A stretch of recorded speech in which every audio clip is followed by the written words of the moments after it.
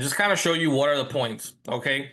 So let's jump right into it. The three things you want to discover during the consultation. So during your presentation, there are things you're going to talk about and you're going to bring up various different things to prepare. But here's the three things that you definitely want to discover is their motivation. Okay. You want to know their why, like why did they, why are they buying? Why are they, what's gotten them to this point that they're here today? Okay.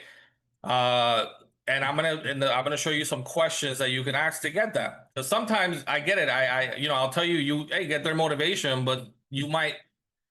That's what you need. You need to do that. But the real application comes in and like, how do I ask that? How do I say that? What's the best ways to do that? So I'm gonna show you that in a minute. We're also gonna get into ability. So you want to know, are they able to buy? Like, what's their ability? Again, how? So are they pre-approved? And do they have their money for their closing cost, and down payment and their credit? And by the way, I don't ask that was how much money do you have in the bank? I don't ask that. I don't I ask it in a way that they're giving me that answer without me having to really ask directly. So we'll get into that. And number three, guys, timeline. Very, very important. You might be, you got to determine, are these people motivated, ready to go, or are they just kind of kicking the tires and interested in possibly doing this in the future? You know how many times I would get a buyer and I forget to ask about time frame, and sometime after, like, I get excited, I got a new buyer, Lee, let's go, I'm gonna get them here, here, here. All of a sudden, like, well, I don't want to buy right now. I'm looking. I was thinking about like next year sometime, and I was like, oh, okay.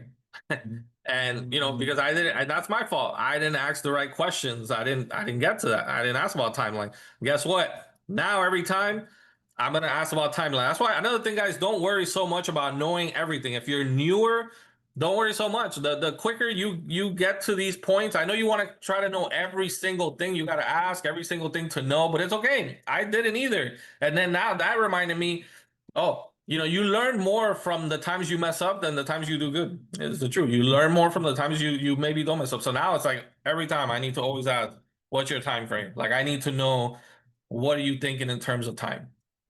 Okay. So motivation, what's their ability to buy, and what's their timeline to buy? We need to discover these things during the buyer consultation. Okay.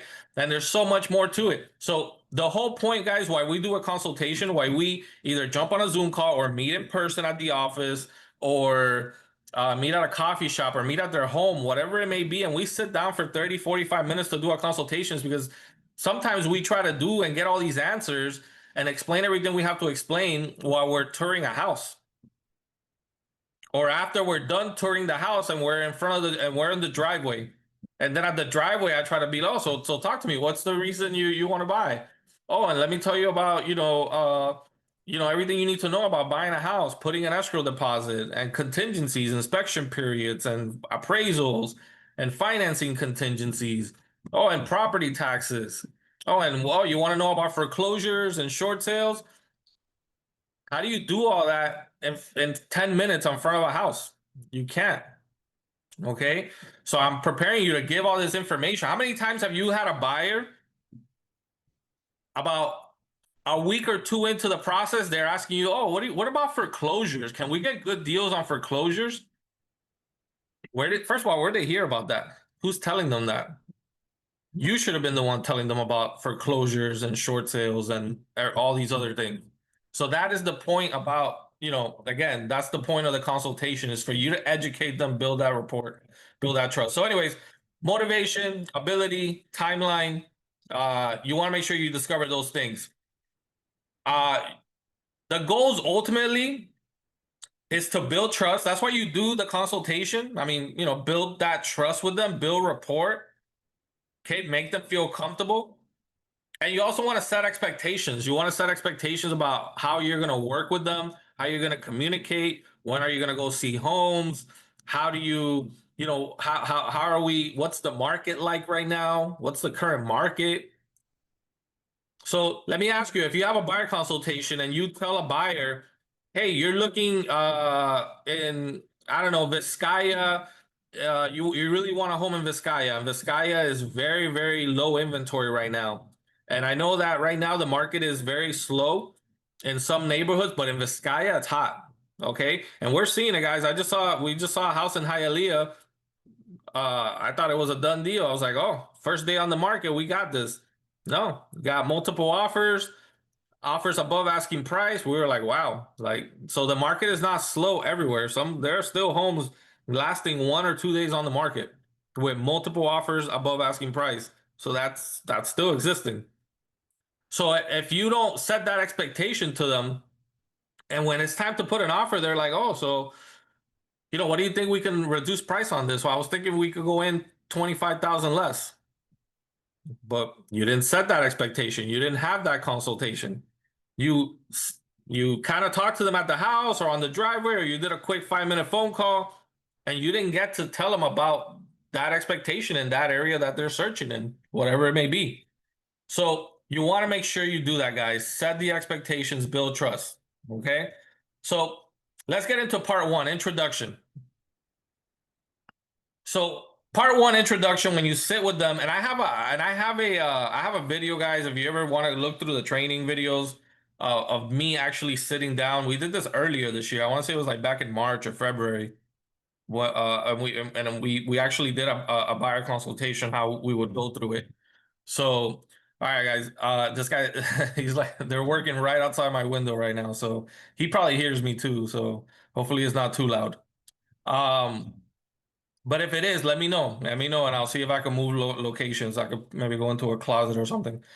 Um, all right. So the introduction, guys, is when you first sit down. So the good thing is when I first started, and the good thing is for some of you guys, especially if you're brand new, you might worry, it's like, man, I don't have any experience. I don't know. What do I say? Well, the good thing is that the introduction, when you're starting off, it used to be about you. It used to be that, oh, let me tell you about me and my sales and what I've done and what I've accomplished. And that's how it used to be. That's how I was taught. And now the way it is like they don't care about that. The buyers don't care about to know, like, you better not sit there. I mean, at some point you are gonna sell yourself, and you sell yourself through explaining everything. But you don't start off that way doing a buyer consultation or a listing presentation. You need to make it about them. Okay. You need to make it about them. So the intro is about the client and not about you as an agent. This is the time to get to know them. So, what do you ask during these points? What brought you to this point? What are you looking for in this process? What are your expectations? This is the part where you just get to know them. You sit down, hey, how are you? Thank you for coming by. Would you like some water, some coffee? No, okay, cool. Let me sit you down. So talk to me. What tell me about, what sparked your interest in buying a home? Is this the first time you bought a home, or, tell me a little bit about what got you to this point. And then you hear what they say, you know you hear what they tell you, and you hear them out, but it's all about them. So this is great, because a lot of times agents feel like they have to start talking about themselves, and well, how many sales, oh, I haven't done that many sales and this and that. But it's okay. You don't have to talk about your experience. They don't care. To be truthful, they don't care. Some of them might ask, they might wonder, especially if they know you're new. I know sometimes we have to deal with, they know we're new, especially if it's a family member or a friend of a family, or something like that. They might disclose that information. Oh, hey, I'm going to refer you to my best friend that's a realtor. They just got their license, but he should be able to help you. So then they know we're new. I get that. That sometimes happens. Um, but for the most part, they don't. They don't. And as long as you're confident in your flow, your cadence, how you're talking, they're gonna feel very, very comfortable to you. So what you need to practice more than anything is how you're communicating and how you're explaining yourself and how you're talking to the clients. That's what you need to master, because that's going to give them the confidence to work with you. All right. So those are the kind of questions you want to ask in the first part. Introductions. Hey, how are you? So talk to me. What's brought you to this point? And then we deal with it from there. Sometimes some of you guys want like a perfect script and a perfect flow and a perfect order of things, but the way that might go, it might not. It might not. You might, they might tell you some things. Oh, well, I tried to buy a house before, but it turned out that I didn't have the right credit score. Okay, so now I'm gonna put some emphasis into that. We're gonna see where we are with that now. Whereas before, I might not necessarily put a lot of emphasis on that. Okay. They might tell you their challenges. Oh, we worked with a realtor and we weren't getting really helped. We were really lost. Okay, good. So I'm gonna go into details with all these things and I'm gonna make sure all your questions are answered. So you might never know how I might flow to that. Now we're gonna have a framework and we're gonna try to follow that, but you never know where, you might have to stray a little bit and come back. All right. So that's the first part. You sit down with them and you go over that. Number two, motivation. So I talked about you want to discover their motivation. So how do we ask that? How do we get that from them? So I always try to ask these questions right here. Okay. What's important about making this move? Why is this move important to you? And ultimately, what will all this do for you? Okay. So I don't necessarily ask all three. I don't ask all, maybe two, one. It just depends on how the conversation goes. Okay. It just depends on the conversation goes. All right. Like, for example, Priscilla, are you on? You got a minute to role play? Are you on there? Yeah, I'm here. Mhm. All right. So pretend you're a buyer. I'm a realtor. I just asked you, hey, what's got you to this point? Put your buyer hat on. And I said, okay, that's like, so talk to me. What's gotten you what's gotten you to this point that you decided you want to purchase a home? I'm tired of renting. I don't want to keep spending money on rent. Okay. Yeah, no, exactly. I get that. Like renting is like pretty much like every month just paying your landlord's mortgage off. So I definitely understand that. So let me ask you, like, what's most important to you when making this move right now? Well, I want to stay where I feel comfortable since I can pay my rent. I want something similar to that. And location is very important. Okay. So you're saying you want to kind of stay in the same, you want like a mortgage payment more or less what you're paying in rent? Yes, Okay. All right. So you want to stay there, and then you said you want to stay in the same area. Is that what you said? I would prefer. Yeah. Okay. And like, so tell me, like, ultimately, what would that do for you if we were able to find you a house that you have more or less the same mortgage and stay in the same area? Why is that important to you? Well, because like you mentioned, I am paying my landlord's mortgage and I'm tired. Like I want to build my own thing. I want to have my own stuff. What do you mean Decor you want to like? What do you want to build? decorate my own house the way I want. I don't want to ask permission every time I'm gonna paint. And I just want to save money from paying someone else's mortgage. Good. Good. So right away, when I'm showing this person houses, I'm asking them, "Hey, how do you, what would you do here?" And I would ask that anyways to most people, but I would put a little more. I would make sure, but like, how would you decorate this? How do you see yourself here? Are you gonna keep, maybe there's like an extra room somewhere. Oh, would you knock this wall down, or would you keep this as a room how they have it? And I would try to push that. I would try to push that, like the freedom of having everything you wanna do. So notice there, I didn't ask her. I went with the why is this move important to you? Your headphone? No. Priscilla, let's go back to it. I'm gonna ask ultimate. So let me ask you, Priscilla. I hear everything you're saying, but ultimately, like, what will this do for you? Um, What will this ultimately mean for you and like your daughter? well, stability because we don't have to worry about, the next lease renewal if they're gonna Oh, increase my rent. So from all the conversations I've had with my friends who do own homes is that yeah, their taxes and some things do go up every year, but it's nothing crazy and it's something that they can sustain. So it's more consistent, more organized, I guess. Um and that's just what I want. I don't want my landlord next year to tell me, hey, you gotta, it's $300 more. It's gonna be like, what? So no, I get that. I get that. No, so no, absolutely stability, and that's the one of the great things about having that mortgage is regardless of what may happen in the economy and things like that, you're gonna stay with that fixed mortgage payment every month. You know what to expect. You Yeah. never know, it's not gonna change, it's not gonna go up, down, all that stuff. So listen, so I love it. I love what you're telling me. I think you have your mindset is in the right place. So let's get right into the home search, okay? So let's start asking about what do you want in a home? You ready? Okay. All right, cool. All right, so I would probably say something like that and then transition into like, what are you looking for in a home? But that way I know. And by the way, it's okay to take some notes. It's okay to while you're writing this down, take notes. Clients love it when you take notes. Like I don't know, I've gotten complimented on that before when I've taken notes, whether it's at a buyer consultation, at a showing, at a listing presentation. I've gotten compliment from people in the past saying, "Hey, I really appreciate that you're taking notes." Like, I appreciate it. I want to make sure it just shows them that you care and it's important to you. And I'm telling you, a lot of realtors don't. They just, oh, okay, yep, all right, cool.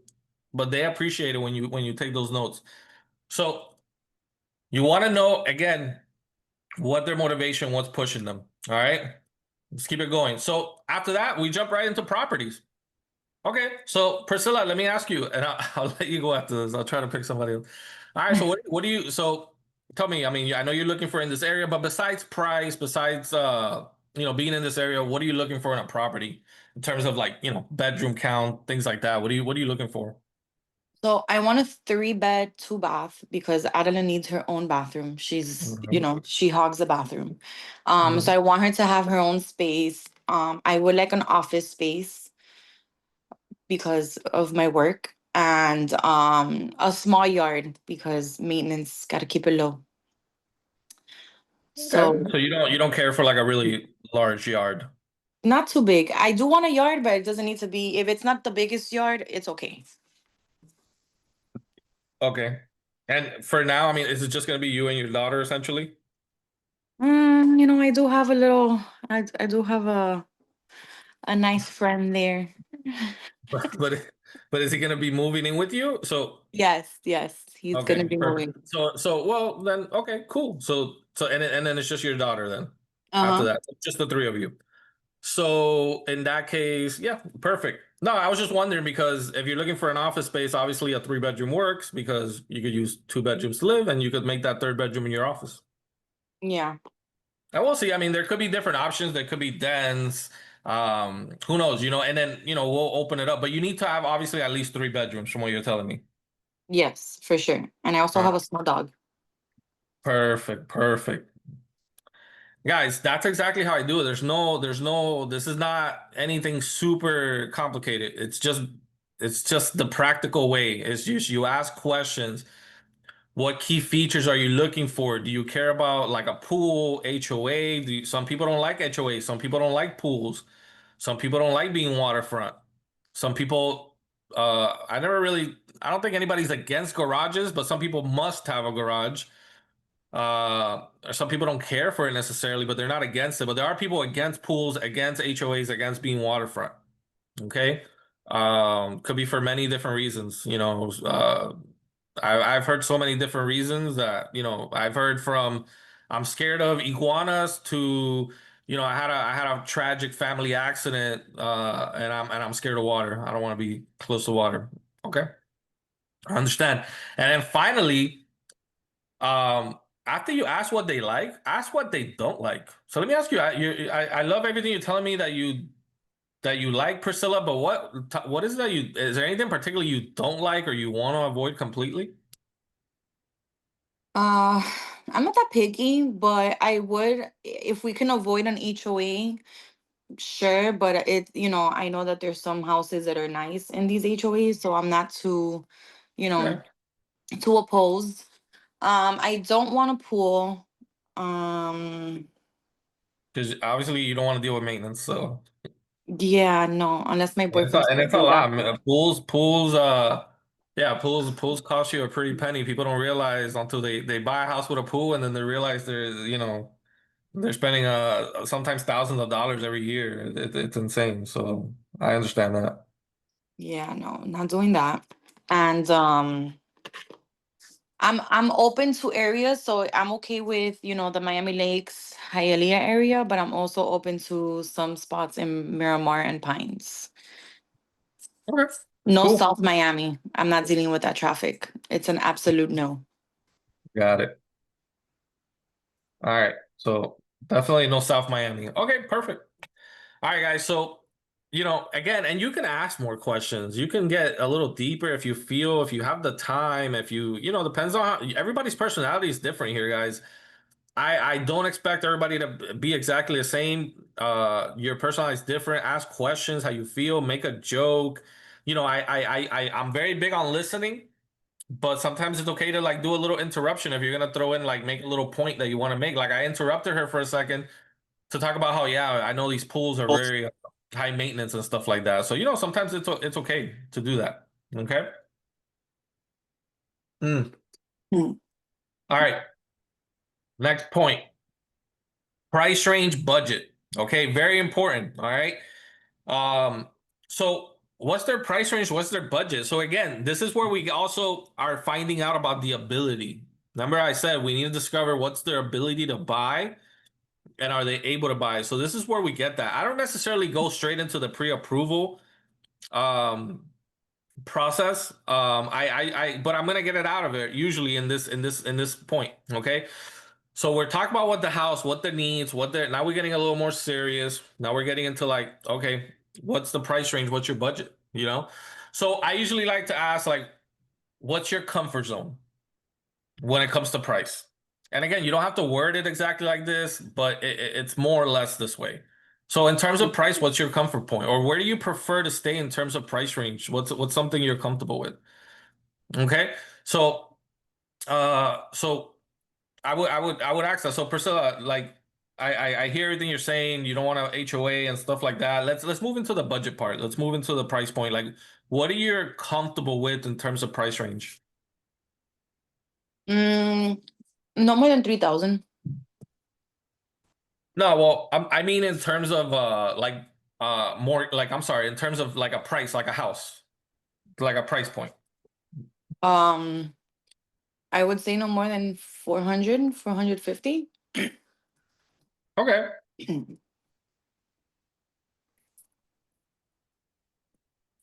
And so let me ask you this. So where's your search zone exactly?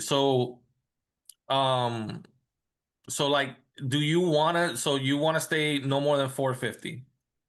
Yeah. So let me ask you, if I could find you, usually like if I could find you a house that checks all your boxes, has that small yard, it has room for your office, has room for your significant other, your daughter, everything is perfect, and let's say it's listed at 402. Do you want to know about that property? Yeah. Okay, so what's the max that we need to search at? What would you say would be the max? 450. Okay, so my bad. I don't know if I said it right. So okay, so hold on, let me repeat that. I might have said I might have wrote it wrong. So if I'm able to find you the right house, checks a lot of your boxes or all your boxes, and it has the room for your office, everything you're telling me, and you love the community and all that, and it's 452, would you want me to just show you that? Okay. I mean, it's only $2,000 above. So yeah, are we able to bring down the price?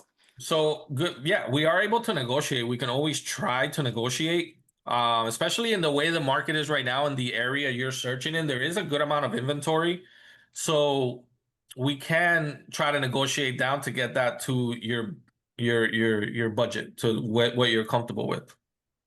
Okay. So Okay. so what? So then what should I put your max limit at? What would you say your search? Not necessarily what you're willing to purchase, but you just your search.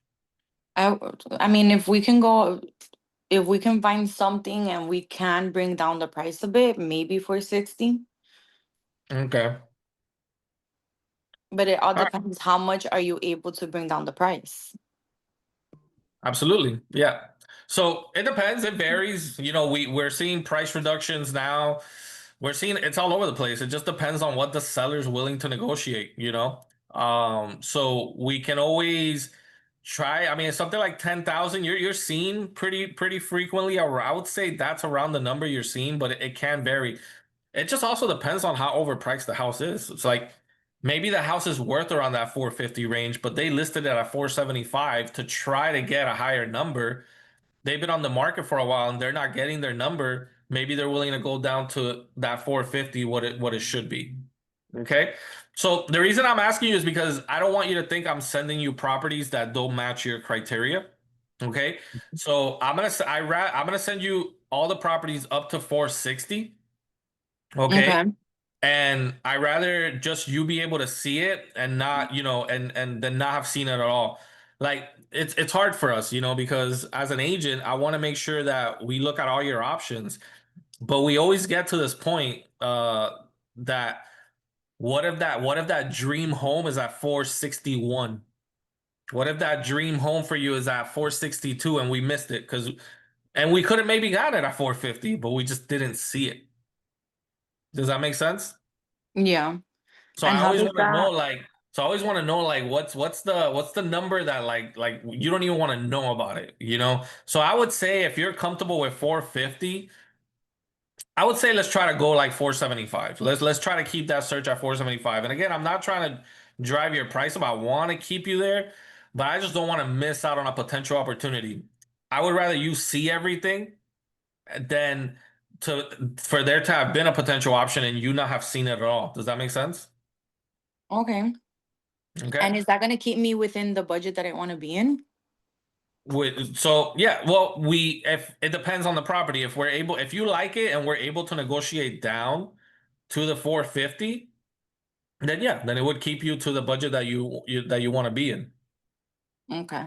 Okay. Then But I'm, it just I'm cool with that. happens. It just happens. Like sometimes we're able to find properties that we max out on, and that we can negotiate down. Okay. Okay. All right, guys. Let me explain to you what do you think about that? Give me anybody want to share their thoughts about that exchange that I just had?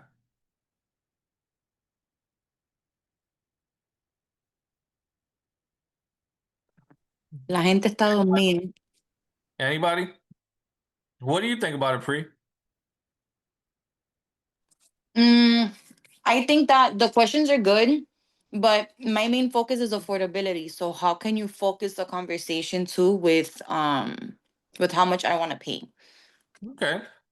So Ask you, have you ever lost a client because you set their parameters at 500,000 and then mm, they ended up and then they ended up buying a house that was listed at 505,000, and they went with another realtor because they said, "Well, you never showed me that house." Have you ever lost a client like that?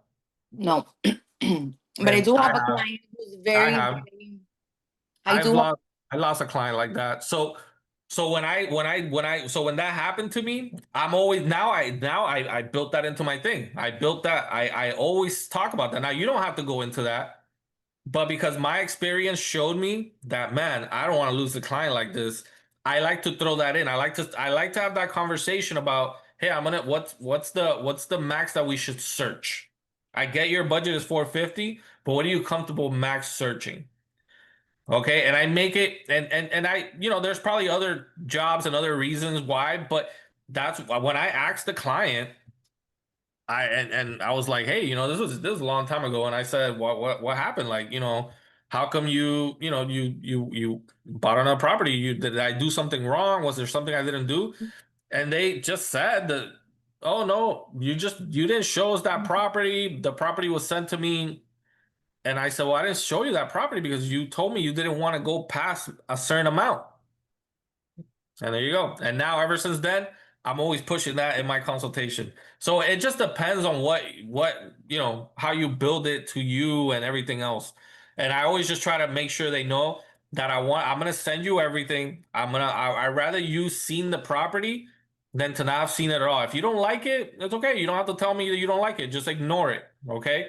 If it's above your price range plus you don't like it, you don't. But maybe it does work for you, and maybe you do want to look at it, and then maybe we can negotiate. It's a possibility. We're gonna try to stay within your budget, but let's at least have that option open. And I do that. Maybe some realtors don't operate that way, but I do that and I teach that because I've experienced a lot. And I've heard of a few, and I've heard maybe once or twice people also done that, lost a client like that. So Well, for me, my experience right now, I have a particular client that they're very, very on like, oh no, it's too high. It's too high. I'm like, guys, we can negotiate because I do go above and I make it in the consultation, I make it a point.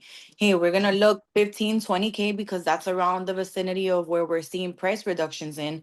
So I wanna increase up to that because that's what we're seeing in the market so that we're able to negotiate down and get you closer to your budget. yep, there you go. So you're basing it off, but you're having that conversation and you understand why you're doing it. You're basing it off the price reductions. So, hey, we're seeing a lot of 10, 15,000 price reductions. So let's up your thing to whatever it is, 15, 10, 15,000 more. Let's up your search. Yeah, and those clients, oof, they're tough. That makes perfect sense. That makes perfect sense. I just like to do it because I don't want them to not see something in the area. And then, and again, and I always fight that. Like, what if I even do that. I'll even do that myself. And I'll get back to it now because we're already at 45 minutes in this call. Um, I I'll do a search for my clients, but I'll always go back and search separately a few thousand above to see if there's anything else that I'm missing that's Mm-hmm. like $2,000 more, $1,000 more. That's just not coming up in their search. Yeah. So I'll do that like probably once a week. I'll do that search because if we're missing out something that's not in our search because it's 1,000 more, like that's we're doing that. We need to keep an eye on that. Mm-hmm. So I have a do that for question. your buyers, guys. Yeah, go When for you it. do the consultation, do you do the property search with them, or do you kind of just talk about it and then search later? Sometimes I do. Sometimes it depends if I feel I have the time. I do. I'll jump on the MLS and show them. I just like to respect people's time, and then depends on your own time. You got it because if you jump into the MLS, you're gonna add another 20 minutes to your consultation. If you're Okay. jumping on, unless you got it set up already. If you got your laptop set up, you got everything ready to go.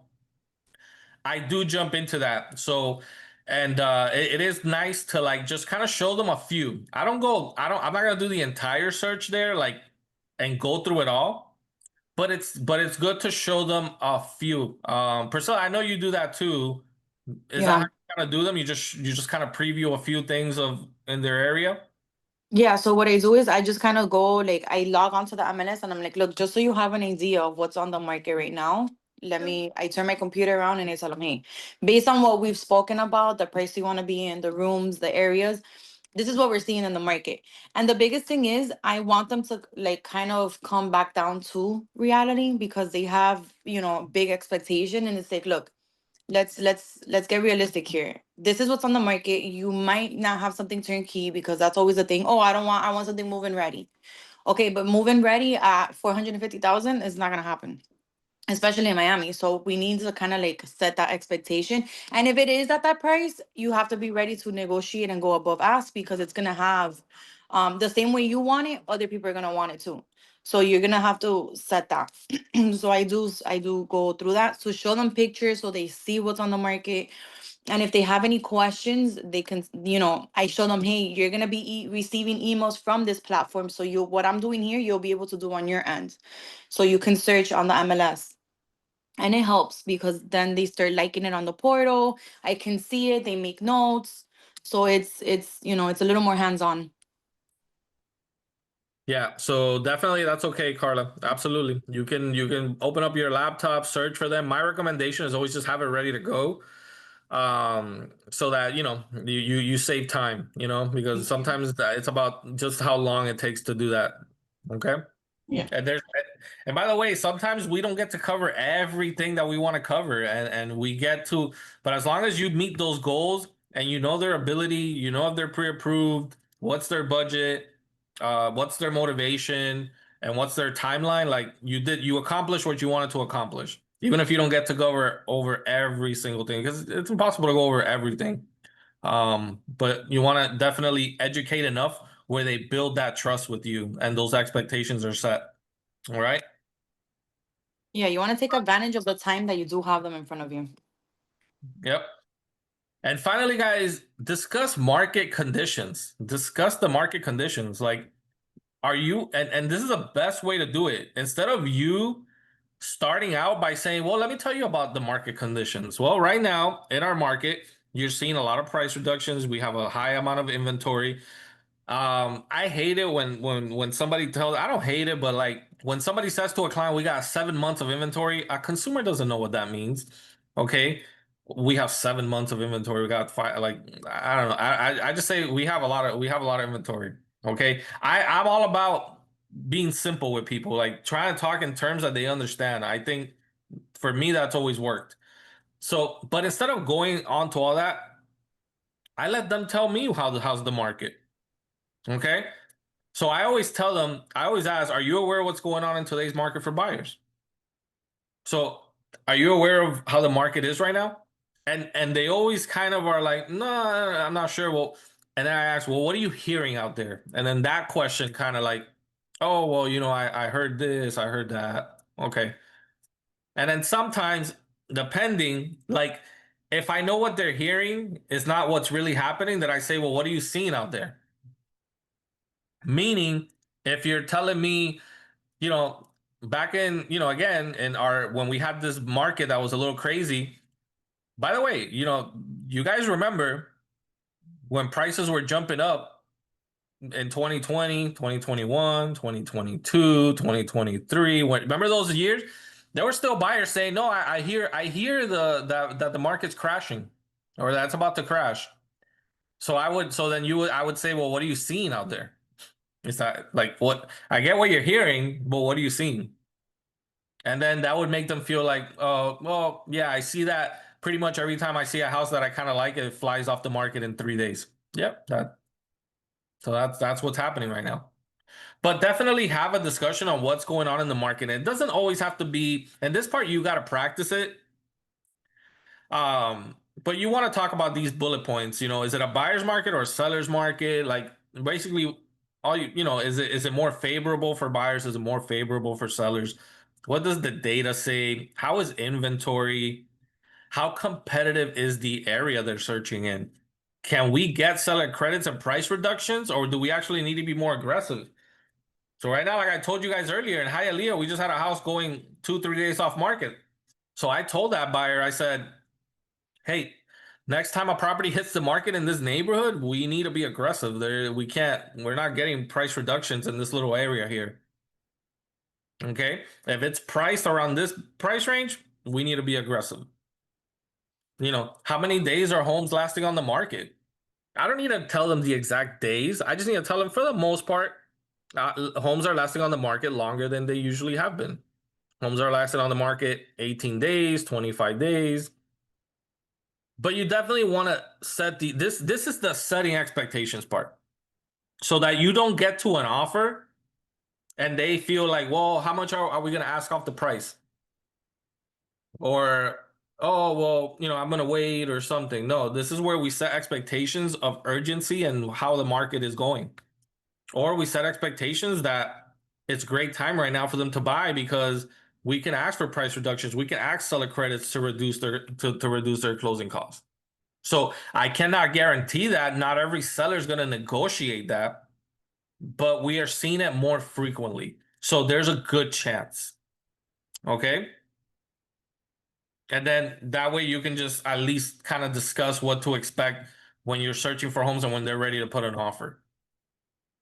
All right. Any questions about this? Any questions about the points we discussed? So guys, what I would say, and I got one more thing I want to show you guys. But you have to go through all these things and you have to kind of go through it as quickly as possible, as efficiently as possible. Don't take 2 hours to do it. Say it with confidence. Say it like, even if you're newer or you have only done this once or twice, you got to be confident. And you have to practice it, like role play it, like practice it on your own. Like I would sit there and just sit at home and just say it out loud to nobody in my buyer consultation and my listing presentation. And I would just say it. And then while I was saying my presentation, I would think of questions that I didn't even know as a new agent. And I would be like, let me write down these questions, and then maybe at the next training, or I could ask my broker or something. Okay. And I would think like, these are the things that I'm not sure. And I would write down what I didn't understand, what I didn't know. So that way I could figure out, hey, how do I better explain this? Because I'm not really, I don't really understand what this means. I didn't understand how to answer the question about property taxes. I remember that. I didn't understand why, well, how much are they going to go up, and why does that happen, and all that stuff. That's when I learned that, homestead exemptions limit the amount every year your taxes are going to go up. It limits it to, I believe, I want to say it's 3%. So whenever you live in a house, whenever you see a house and the taxes are like $2,000, you're like, why are taxes so low? Well, that's probably because the owner's been there for many, many years. So they bought at a time where they were probably assessed to pay maybe $1,500 a year. And little by little, over the course of 20 years, it's just been going up and up and up. And now it's at 2,000 a year. But now when the new buyer buys, it's gonna go from 2,000, it's gonna get reassessed at the new purchase price, and it's gonna go up to 6,000 a year. And then, but for them, it's gonna now then again, they have that same limit that it can only go up that 3%, that very little amount every year. I didn't understand that when I was like, I don't know how that works. I never heard of that. And I remember very clearly not being able to answer that question. So I went and I figured out, how does that work, so that I'm prepared and I can even educate and explain, because I felt a lot of my consumers didn't understand that. All right. So do the presentation and do it, speak to them, practice just your cadence, your flow, how you're talking, practice that. All right. I'm gonna show you guys one more thing. And it's this home buyer guide. So everybody can do this, guys. No, it doesn't let me present it. So let me zoom. All right, guys. So this is our home buyer guide. So this guide, every time I do this training, every few months, I think of more things to add, and maybe even a few things to remove. So it evolves constantly. Okay. You can have this. This is a buying guide. It's tailored. You can have this tailored to you with your information. Okay. You just need to let me know, or let Natalia know. So the way you let Natalia know is you email her. Okay. You send an email to admin@elementre.com, or you just simply text me and say, hey, can I get that home buyer guide with my information? And we'll basically just exchange that data, exchange the realtor info. But this is a home buying guide that kind of goes in order of what, it kind of goes over a lot of things. Now, I don't go by this all the time, but I do bring a few points. Okay. I don't go by all of this.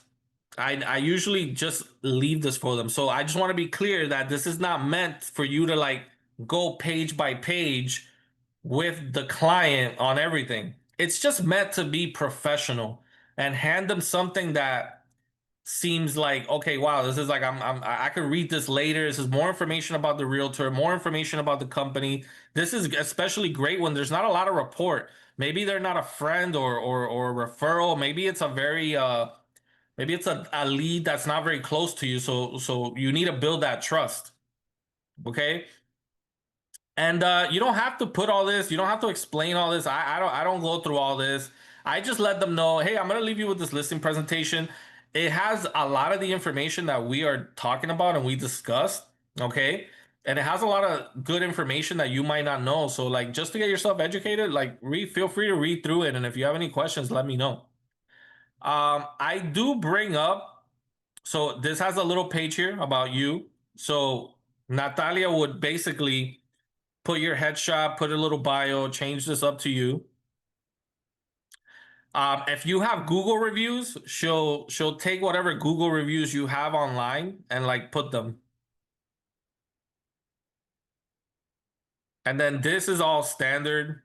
the value of a buyer's agent. By the way, if you're a newer agent or you've never done a buyer's consultation and you read this, this is like essentially what you want to let them know about. You want to let them know like why they should work with you. What is the value you add? And so you might be able to get from some of this wording here, you might be able to get some talking points that you could bring up. Talks about the home buying process. Now here's where we do spend a little bit of time. Okay. If I were to go anywhere here is I go here. Okay. And I do at some point in the buyer consultation, I talk about the phases. Okay. So the preparation phase, essentially where we are now. After this, we're going to search for homes. After we search for homes, we're going to be under contract. Okay. We're going to go through inspection and appraisal and the financing process. And then essentially we get to the closing. And I know that sounds very a very simple point, but it goes into it deeper. Right here it tells you common upfront costs once you're under contract. So it tells you like, these are common upfront costs. First, your first escrow deposit. If applicable, your second escrow deposit, which by the way, it's not a cost really, it's a deposit, but you have to be aware that you have to put that down, but it's not really a cost. That is going to go towards their down payment. You have your home inspection fee, your appraisal fee, and if there's a condo questionnaire or an application fee, there's those expenses as well. Big And then question. Sorry to go cut you for it. off. Yep. Do you guys have this in Spanish? No, we're working on that. Okay. We're working on that. But but that'll be really good to have it in Spanish. I gotta ask Natalia where she's at with it in Spanish. But it's simply copy up, make a copy of it and just translate it part by part, Mm-hmm. So let me work on that. Let me work on that, letting her know. Thank you for bringing that up. And then we got the mortgage process, and then we have some lender questionnaires. And by the way, you don't have to use all these pages. Like this one I always take out. It's just there, but I don't go into that. But it's essentially, this is like, what questions do you want to ask your lender? So they might be, I'll educate them on saying these are questions you might want to, ask your lender. What type of loan do you recommend? Do I qualify for down payment assistance program? What's the interest rate? What's the APR? Will I pay mortgage insurance? These are great questions to ask your loan officer. The most common types of mortgages.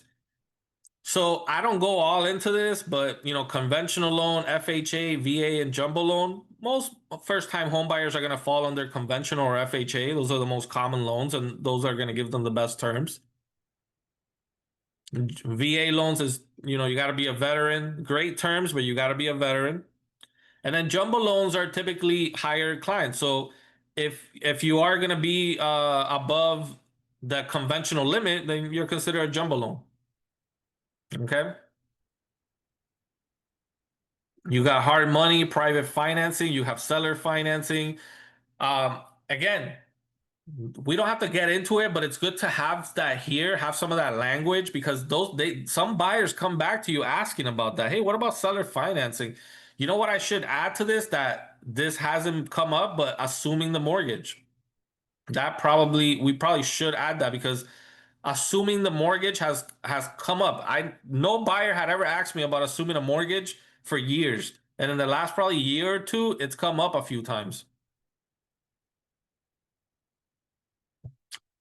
So guys, what you want to do is you want to have this done, ready to go. Have probably 3 copies of it printed. Keep it in a folder in the trunk of your car or in your bag where you keep your laptop and all that stuff, so that whenever you need it, you can have it ready. And by the way, maybe it's not for a consultation. Maybe you just want to hand it to somebody. Somebody says, hey, I'm interested in buying a house. Oh, okay, listen, well, I would love to have a consultation. I don't know. I'll hand it to them. Like, here, I would love to meet with you. I would love a chance to represent you and buy your home. Here's some great information on the home buying process. I don't know, you could do that. Or you might want to save it to the consultation. I'm just giving you an idea what you could do.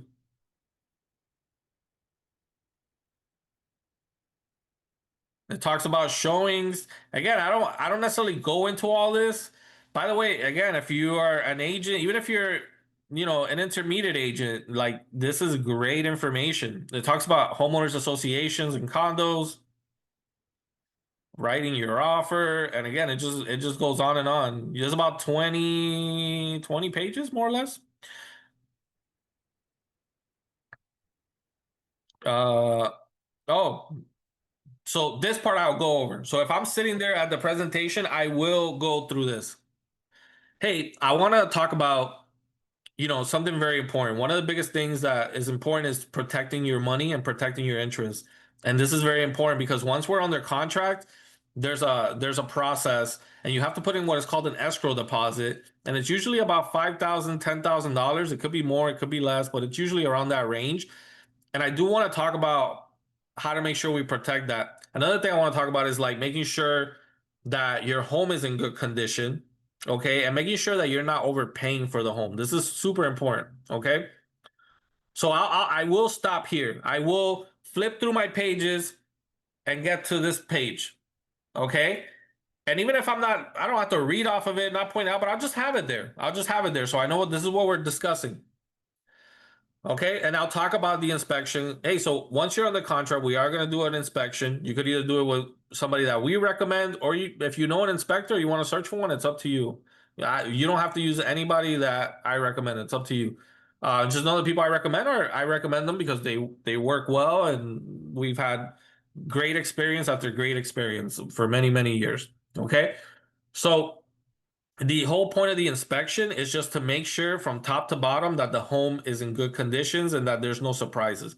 The one thing we don't want is for you to close on the house and learn about a major issue after you close. That's unacceptable. All right.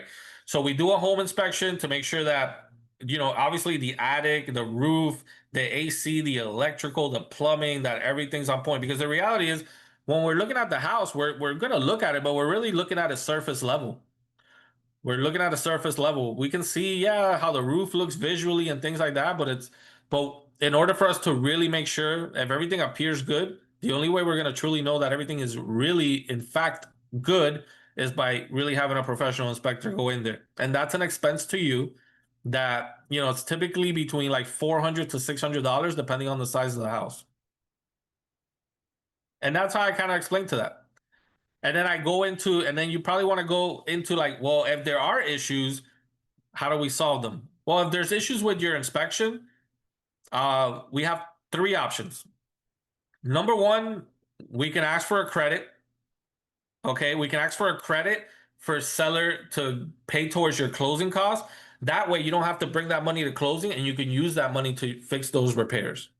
I recommend that the most because that's going to give you more control over how the repairs are done, and they're done right. A lot of times these sellers, they do the repairs, but they do it in the cheapest way possible. Option two is just that. Option two is we can have the seller do the repairs. Okay. And option three, if the seller doesn't want to give credits, if the seller doesn't want to do repairs, we can continue to move forward if you're happy and you say, okay, listen, I want this house, I want to take care of everything, and I'll move forward even if the seller's not going to give us anything. Or option three is we can opt out of the contract during our inspection period.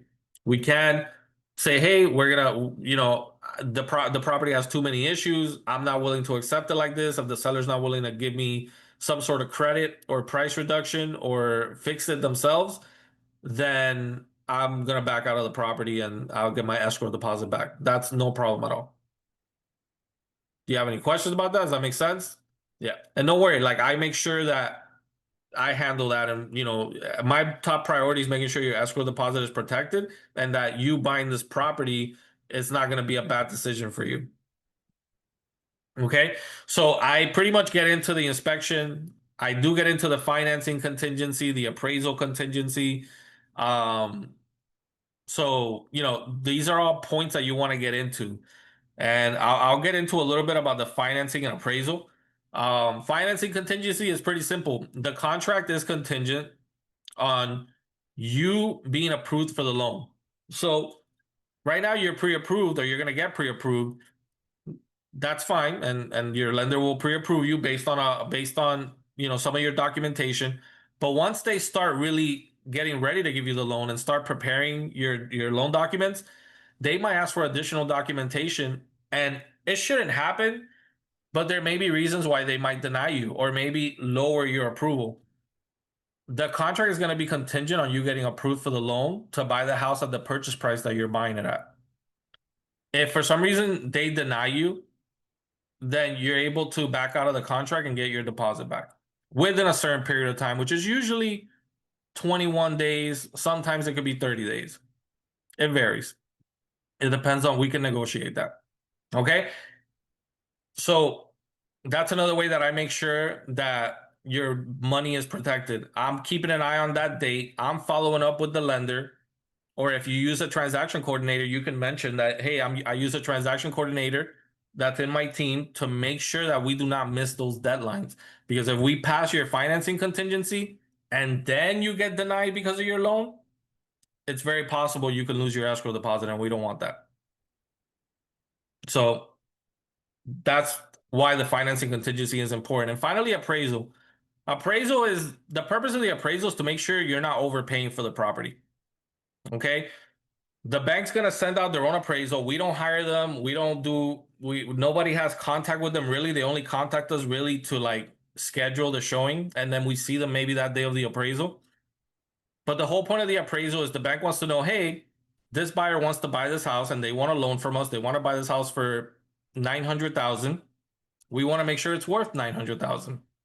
Now, if the appraisal comes, let's say it's higher, let's say it comes 930, 940. Okay, perfect. We continue moving forward at 900. Nothing changes. However, if the appraisal, let's say, comes in at 850, then we have an issue, because now the bank's not going to give you your loan based off 900. They're going to give you your loan based off 850. So if the bank was going to give you, let's say, 95% of 900, now they're only going to give you 95% financing for 850. Does that make sense? Okay. So in that point, you're wondering like, well, how do I come up with the other 50? Well, if you have the other 50, you can pay it, but typically that's not what happens. And we don't want, and it's not a smart financial decision always to overpay for a property like that much amount. Maybe a few $1,000s, maybe it's okay if you really love the home. But generally speaking, that's not something you would do. So at that point, we can either negotiate price down, okay, or if the seller's not willing to reduce price to a number that you're okay with, you can also back out of the property, because essentially your financing is not approved also. So that's kind of covered under your financing contingency. All right. So, and then you get your escrow deposit back. That's not a problem. So guys, you got to work on how you're explaining that. You got to work on how are you explaining about escrow deposit? How are you explaining about inspection? How are you explaining about financing contingency and appraisal? Because those are key contingencies that buyers need to understand, and your sellers too. So you need to work on your verbiage and how you're explaining that to a buyer. Okay. Very, very like super, super important. I feel like this part of these contingency parts, like, yeah, you get to that presentation, you're having a good back and forth, maybe crack a few jokes, you're getting to know each other, great. But this is the part that builds that trust.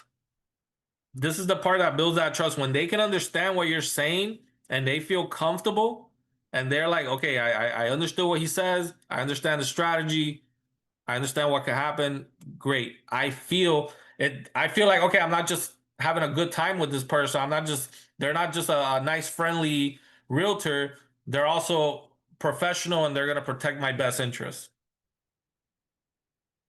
So this is a very important part. Okay, contingencies.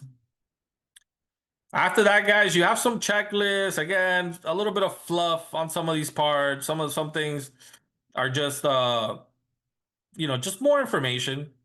But I don't go through all of the stuff. Now I do get into the buyer representation agreement. And buyer representation agreement, because this is newer. I mean, we're about to, well, yeah, we just broke a year, right? August 14th, August 15th, I forgot the date. So we just broke a year on Huh? August 17. August 17. Yeah. So today, I'm sorry, a day and a month. We're in Sorry. September. Yeah. Well, no, it seems So like forever because I struggle with those. yeah. So buyer representation agreement. This is a whole, in my opinion, it's a whole another training in itself. But there's a sheet here. This was added last year. We added this. If you start looking for a home and a real estate professional to assist you, your buyer's representative may ask you to sign a buyer representation agreement. What is this form? Why you should sign it?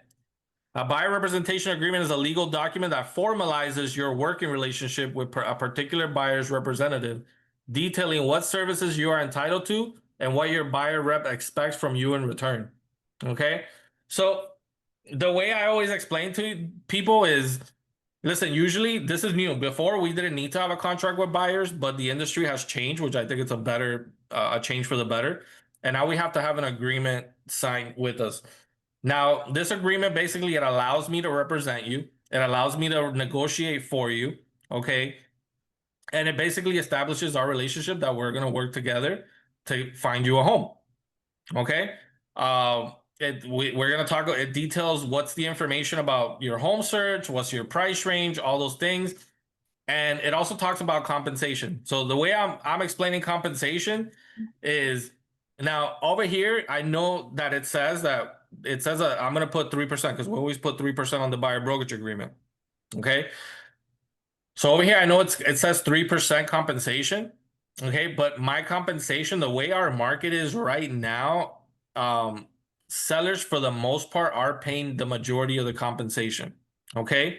Now you could do this one or two ways because realtors are there. There's more than two ways, but the way that I'm recommending it is you can always let them know.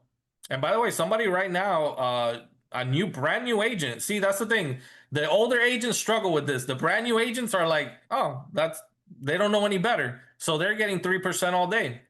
So the way you explain it says 3%. Whatever the seller pays me in commission, you're only gonna have to pay me the difference. So most sellers they're probably paying anywhere between 2 and 3%, and I'm gonna try to always get that 3%. So if the seller does pay me the 3%, then you do not have to pay me anything for my services. Our brokerage does have a $4.95 brokerage fee, but that will be the only thing you pay to me. And again, and the reason you bring this up at the end too, towards the end it's because if you did a great job already in this presentation, they say, man, I just have to pay you $4.95. That seems like nothing. Like they almost question it. I've had people like you pretty much are working for nothing. But essentially so let me give you an example. If the seller pays me 2.5%, which is what sometimes could be more common, you would only have to pay me 0.05% of commission or 0.5. So half of a percent. Okay. And older agents struggle with this, and the new agents are doing it like nothing. Like they're just like, oh, okay, because that's all they know. They don't know how the market was before. Mm-hmm. I don't know if Jordan's on this call, but Jordan just got a buyer's brokerage agreement, 3%. She's getting 2.5 from the seller and a half from the buyer. And she's like, oh, I don't know any better. I'm not that's just what I know because that's how it is now. I mean, I've been able for the most part to get my buyers to pay the other portion, but You have.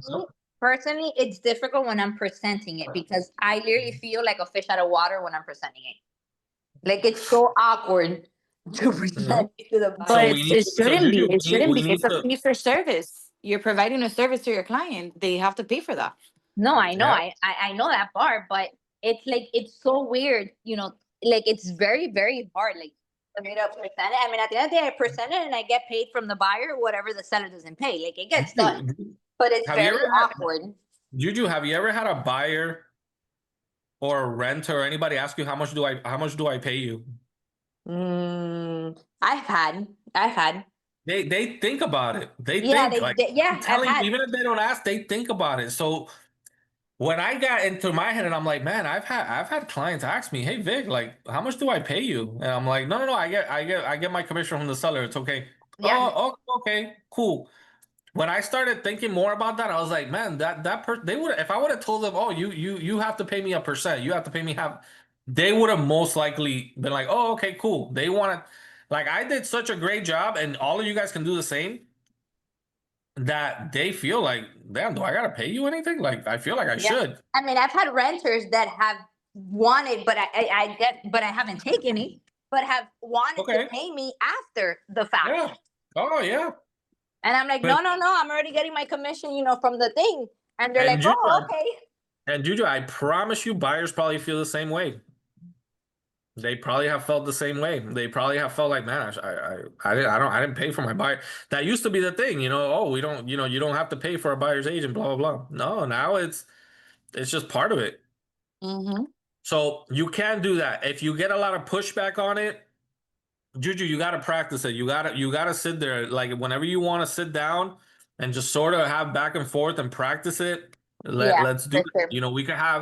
We can have some sessions where it's just focused on just putting it out there. And it's okay if you mess up. It's okay if for any of you. Like that's why we're practicing. We're Yeah, getting I've better. never really had pushback on it, with the exception of one person that Priscilla knows about, and I ended up dropping him.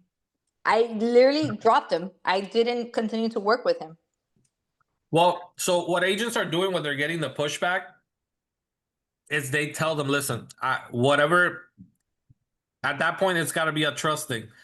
So what agents are doing is like they'll say, okay, listen, I'm gonna leave it at 3%, but we're gonna change this. Okay, we're gonna change it. So let's say the buyers only pay me 2%. We're gonna amend it and scratch out and put 2%.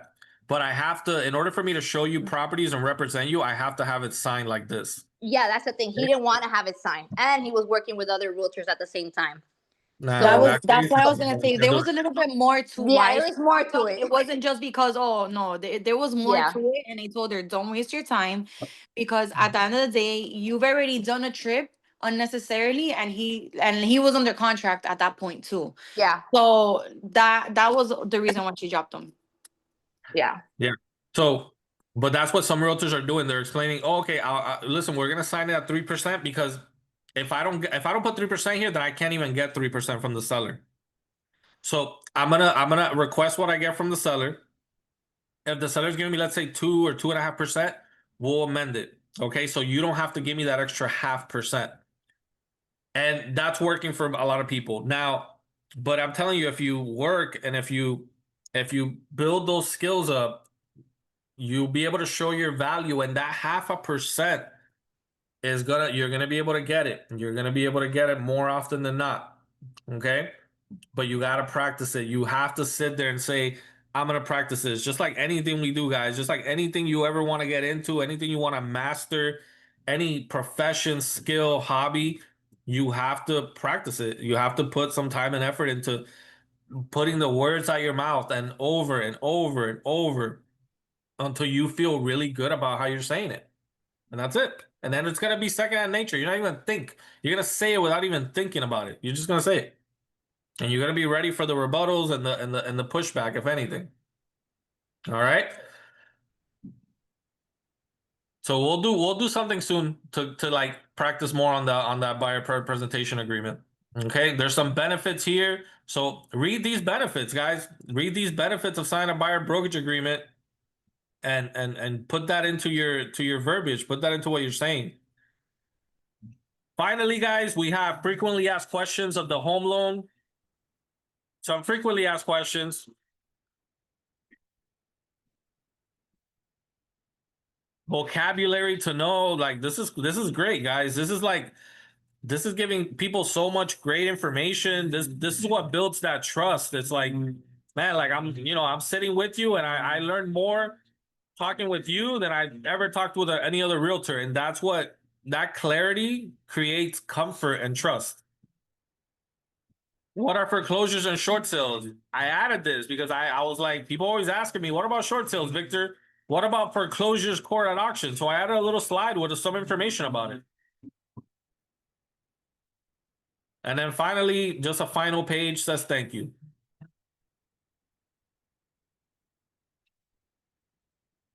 So like I said, if you're interested in getting this, for now in English, just text me and we can have it done for you in a day or two.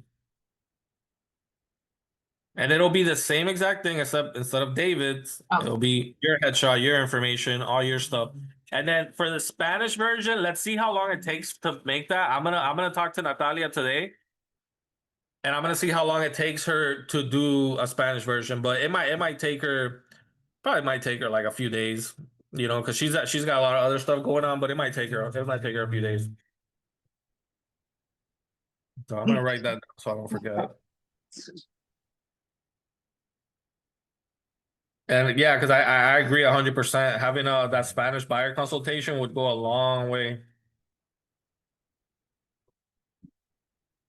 So guys, I hope this gave you some insights into buyer consultation. Any thoughts, any questions, guys? Like, please, like any thoughts, just ask. Like, I would encourage you to just, you know, don't be shy. Ask any thoughts you're having. You know, I know there's different people in different levels on this call. But I want to make sure that if you have any questions while we're on the subject, you can get an idea. I know I will say this, guys, and can you guys hear me good? Yeah. All right, cool. Because I got a lot of background noise right now, so I'm glad you guys hear me good. I understand you can't always do a buyer consultation. Sometimes you need to meet with the client at the property first. I get that. And sometimes you just can't do it. It's okay. So don't push it. You don't want to lose a client because they don't want to meet with you at your office. They want to see a property first. So of course, do what makes sense. Show them the property. And then while you're at the property, try to have a little bit of a conversation, a little mini consultation. But then I would try to, hey, well, do you have time to come to my office sometime this week? Or maybe we could meet Saturday morning. I've seen a lot of you guys do Saturdays consultations. You come to my office real quick. We can sit down, get ahead of the process. By the way, some of you guys also get your lenders involved in the buyer consultation. I've seen that too, which I never really did that, but that's a great way to do that. Like if your lender could also be there in the consultation, ready to take that pre-approval going, I love it. That's why, guys, I didn't teach anybody to ever do that, and I saw you guys do it. That's what being, and again, you hear me say this all the time, that's what being the CEO of your company is, guys. This is your real estate company. This is, you know, Juju's Real Estate LLC, Priscilla's Real Estate LLC, Gladys Realty LLC, Carla, Eddie. This is your company. This is how you manage things. So you got to sit there like a CEO and figure out, okay, how am I going to handle these buyer consultation? How do I want the experience to be for these buyers? What do I need to learn to make sure that I know how to have these conversations, and when in my schedule am I going to practice this so that I'm ready? Don't wait, guys. Don't wait until the day the opportunity knocks on your door and then you're scrambling. Oh, well, how do I get this all together? I got a buyer called me now. He wants to meet at 6. How do I get my consultation ready? Don't wait for that, guys. Be prepared. Just being prepared is going to help you have that better conversation on the phone with them when you initially speak. It's going to have better conversations when you're on Sundays watching the football game with your friends. It's going to just being prepared is going to help you with all that. So be prepared. Don't wait until your number is called and then you all of a sudden, oh, I need a buyer consultation. And it's 3 p.m. and it's Sunday and I need it for Monday morning at 9 a.m. Don't do that. Be prepared, be ready. Okay. And then, like I said, if it doesn't always make sense to do it, then don't do it, you know, but try meet with the client at the property first, show them some properties and still try to bring them back to schedule that buyer consultation, because that's just going to build that trust, build that rapport. You're going to know their motivation, their ability, and their timeline. And once you have all that, guys, it just makes the whole process a lot easier. And you're going to avoid buyers that are going to waste your time. You're going to avoid those people that are just kicking the tires, just kind of interested but not serious. You're going to weed those people out. So I really encourage you guys to do it. Buyer consultation and listing presentation trainings are constantly growing and evolving. So that's why we're doing them, guys. So if you see another one pop up on the calendar in 2 months, join up and listen in. Just because it doesn't matter that, you know, oh, I already did this 2-3 months ago. I'm telling you, it's always changing and we're always improving it and getting better. All right. Guys, tomorrow at 5 p.m.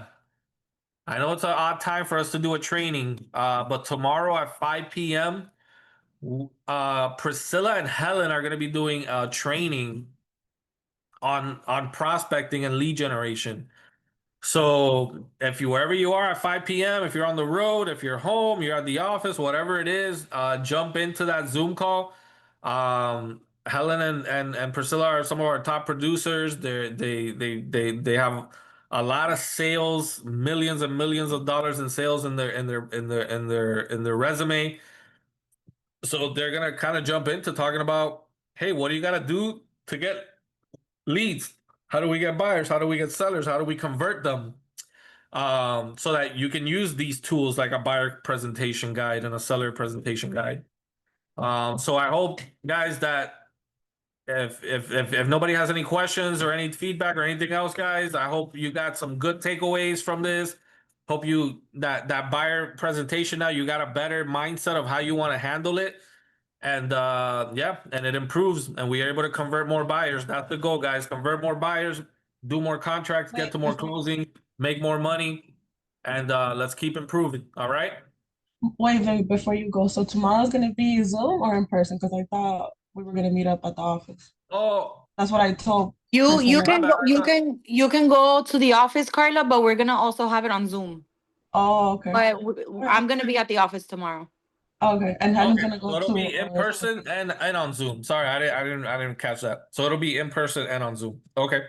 You're Yeah. slacking, Victor. You're slacking. No, but there's a lot of people that might not be able to be at the office. So that's why we were just opening it up to Okay. Zoom. But Carla, I know you and I, like, we had agreed that you were gonna be at the office. So Okay, gotcha. Okay. yeah. All No, right. you're good. Okay. Thank you for clearing that up. I wasn't sure if it was I wasn't sure. But Yeah, I'm gonna perfect. send a flyer now in a couple of minutes. I'm finishing it up. Okay, I have a flyer that's being worked on for that, but if you have one, it's cool. No, No, if you're almost done with it, if you're because it's not gonna be done for a few hours. So if you're almost done with it, go for it. yeah. I'll send it to you now so you can give me the final approval. All right. All right, guys. Appreciate it. Gladys, thank you for jumping on. I appreciate you, Juju. Pre, thank you for Thank you, Victor. Appreciate thank you for role playing. Thank you. Thank you, Training. Ricky. Here. Carla. Let's keep it pushing. Let's keep it moving. You're All right, guys. welcome. Next Have a time, great pick day. somebody else. I want to hear other people talking. Y'all are too quiet. Next time. We'll get everybody talking. We love That's your the whole voice, goal, guys. Priscilla. That's why. No, I'm gonna start picking people next time. So be ready, because you never know who's gonna get picked. Oh, next meeting tomorrow is at 5. Yeah, I'm gonna be busy. Yeah, okay. Have a nice one, guys. All right, guys. Love you guys. Bye. Have a Bye. good one. Bye. Bye.